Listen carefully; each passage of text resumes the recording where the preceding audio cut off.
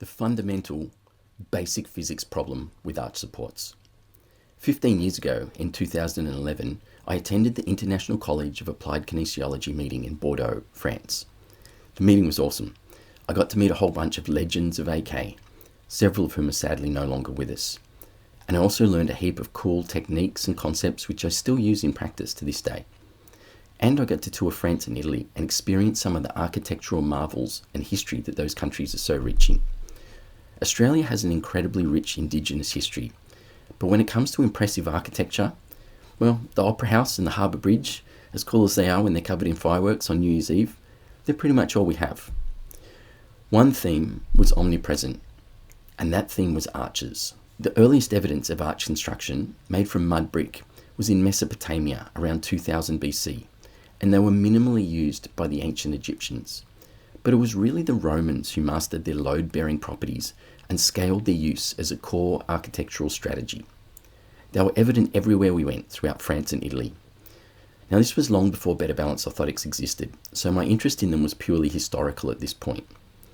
In fact, our orthotics did exist in an earlier version, created by Dr. Ed Butterworth, MD, as a scoliosis therapy, but this was long before I met him and before I eventually ended up buying his company after he passed. But that's a story for another day. These days, I have a different perspective on arches, one that has vital importance for your clinical practice, your patient outcomes, and your own health and performance. So let's dive into episode 3 of the foot-brain connection, where we explore the concept of Tensegrity, the importance of functional arches, and why arch supports, whether they're modern shoes, traditional orthotics, or even orthopedic footwear like Archies, will never create healthy balance, posture, or neurology. Before enrolling in chiropractic, I was actually studying civil and environmental engineering at university. Once I figured out that wasn't my path and transferred to chiropractic, I was amazed at how similar the fundamentals of both disciplines were. In fact, first year chiropractic and first year engineering basically look like the same course, with a couple of extra chiropractic philosophy courses thrown in. So today we're going to talk physics. Let's start with the characteristics of architectural arches. You'll clearly see how these concepts map to the function of the arches in our feet, and why nature was way ahead of us. Fossil evidence suggests a clearly developed longitudinal arch was present in early Homo sapiens around 1.5 to 2 million years ago, coinciding with the development of endurance walking and running. The reason why arches were so ubiquitous in ancient Roman architecture, and the reason why so many from that time are still standing today, is that the arch is a load distribution system. It works by redirecting force rather than resisting it. When it comes to managing force in this way, curves are much more effective than straight lines. That's the reason why we see so many curves and so few straight lines in human anatomy. I'm sure that, like me, you've explained to many patients that the first sign of spinal degeneration is loss of the normal curves.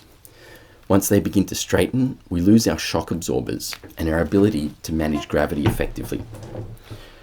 Architectural arches are compression-based structures, so they're typically built from materials like stone that are strong under compressive loads.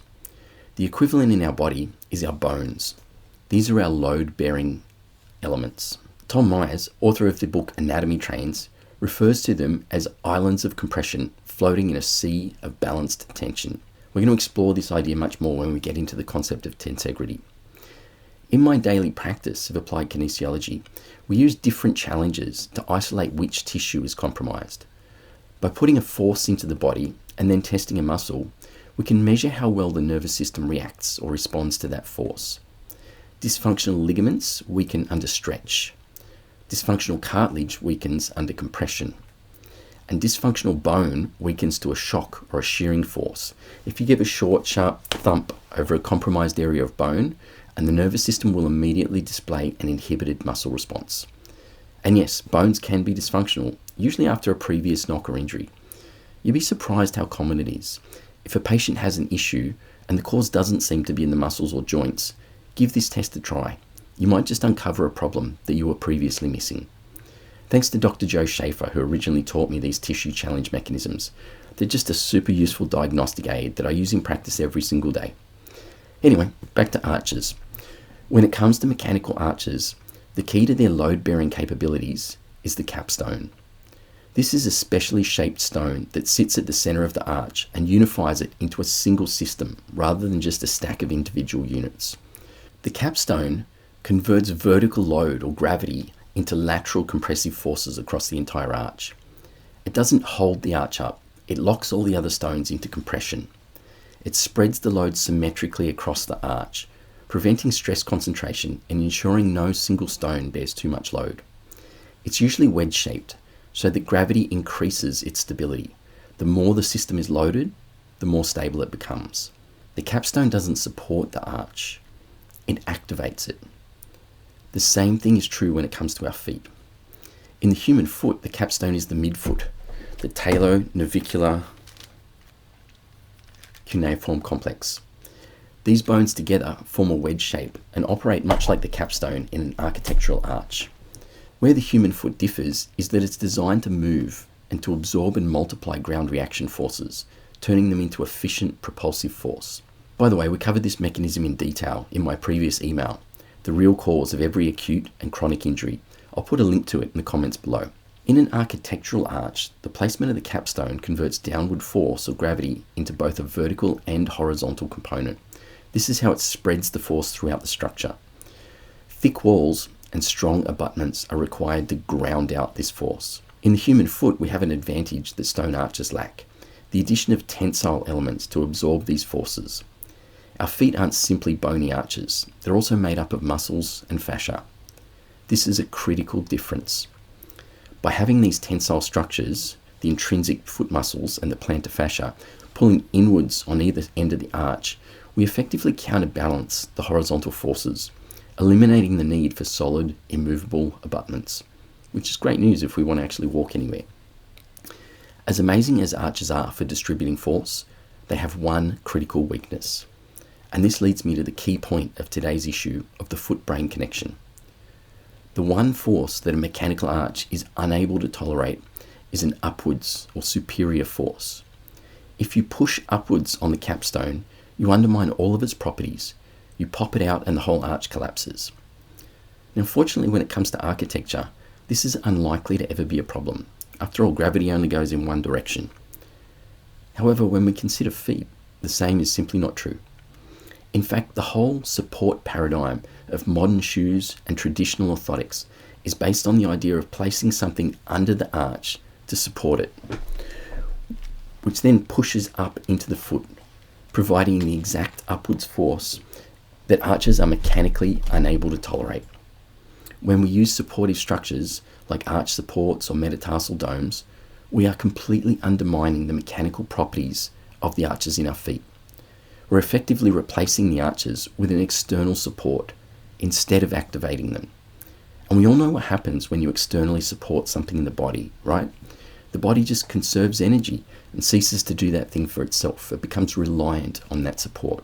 This is why regular orthotics and overly supportive shoes may provide short-term stabilization, but at the cost of long-term function and mobility.